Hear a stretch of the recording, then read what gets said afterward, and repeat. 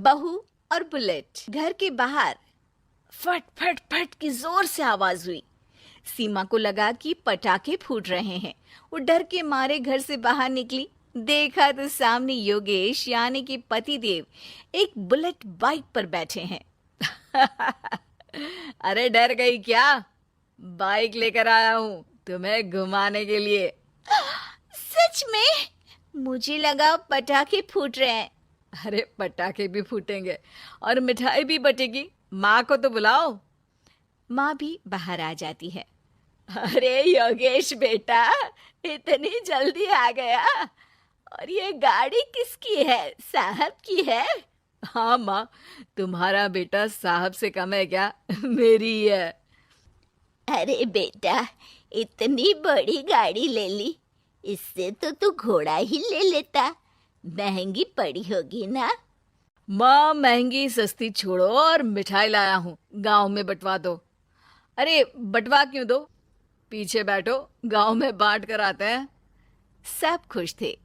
योगेश गांव के बाहर एक कोयले की खदान में मजदूरी करता था। मेहनत और अकल से उसने वहां ठेकेदारी का काम सीख लिया और सूझबूझ से ठीक ठाक पैसा बनाने लगा। गांव में बात फैल गई कि योगेश के घर धमाका गाड़ी आई है। ऐसी गाड़ी पहले कभी किसी ने गांव में तो देखी नहीं थी। योगेश और माँ गाड़ी से वापस घर आ जाते हैं। बेटा, बाबूजी ऊपर से देख रहे होंगे और आशीर्वाद भी दे रहे होंगे तुझे।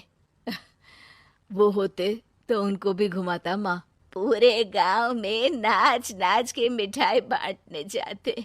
जैसे मैंने नाच नाच के बांटी थी जब वो अपने लिए एक साइकिल लेकर आए थे। बस बस, बाबूजी दो बात भी सुनाते कि फटफट वाली फटफटी ले आया। सीमा आगे कहती है, अपने लिए तो ये गाड़ी ले आए और मेरे लिए? अरे ये गाड़ी तुम्हारे लिए ही तो है। पक्का मेरे लिए है? अरे पक्का तुम्हारे लिए है। अगली सुबह जब योगेश सो रहा होता है तो उसे बाहर से गाड़ी की आवाज आती है। वो घबरा कर चिल्लाता है, चोर चोर, मेरी गाड़ी ले जा रहा है, चोर चोर। माँ भी जागती है और योगेश के साथ दरवाजे की तरफ भागती है। जैसे ही दोनों बाहर निकलते हैं तो देखते हैं कि सीमा गाड़ी चला रही है। अरे बहू, नाक कटवाओगी क्या? ये क्या कर रही हो? अरे गिर जाओगी, ये क्या कर रही हो तुम? सीमा गाड़ी को रोक कर कहती है, सारे गांव में घुमा लाई, कहीं नहीं गिरी। क्या? सारे गांव में घुमा लाई? अरे लोग क्या कहेंगे बहू? सोचा क्या एक बार? यही कहेंगे कि कितनी अच्छी गाड़ी है। अरे तुम्हारे बारे में। हाँ, कहेंगे ना कि देखो कितनी अच्छी गाड़ी पर बैठी है। बहू गाड़ी रखकर योगेश और सासू माँ के पास जाती है। तुमने कब गाड़ी चलाना सीखा? हमारे बाबूजी के पास पुरानी स्कूटर थी, सीख ली। फिर स्कूल में एक मास्टर जी भी ऐसी ही गाड़ी लेकर आते थे, उन्होंने सिखा दी। हाँ हाँ, स्कूल के मास्टर आजकल यही सब तो सिखा रहे हैं। पढ़ाई का कुछ सिखाते तो कुछ भला होता। अरे बहू, अब गाड़ी मत चलाना।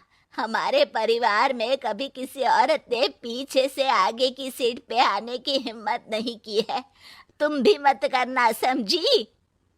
जी, समझ गई माँ जी। सीमा सास की बात सुनकर चुपचाप रसोई में जाकर उदास होकर खाना पकाने लगती है। सास सुबह सुबह मंदिर से पूजा करके लौट रही होती है। तभी उसे दो औरतें रोक लेती हैं और कहती हैं, अरे बहू को थोड़े अच्छे लक्षण भी सिखा दो।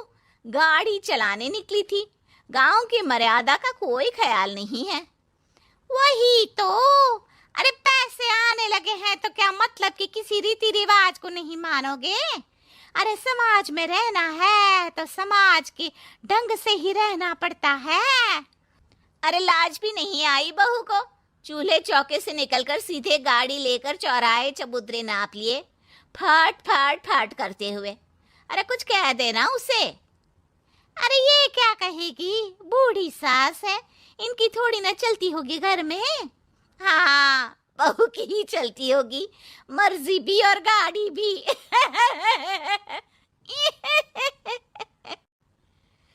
सास सब सुनकर घर आती है और बहू को चिल्ला के बुलाती है। अरे नाक कटवा दी सबके सामने गाड़ी चलाकर, औरत जात गाड़ी नहीं चलाती। शहरों में तो 4 पहियों वाली गाड़ी भी चलाती हैं और हेलीकॉप्टर, हवाई जहाज भी।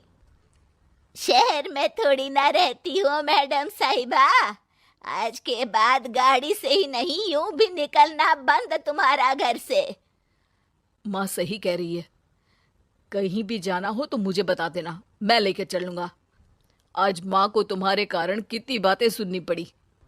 इतना कहते हुए योगेश वहां से चला जाता है।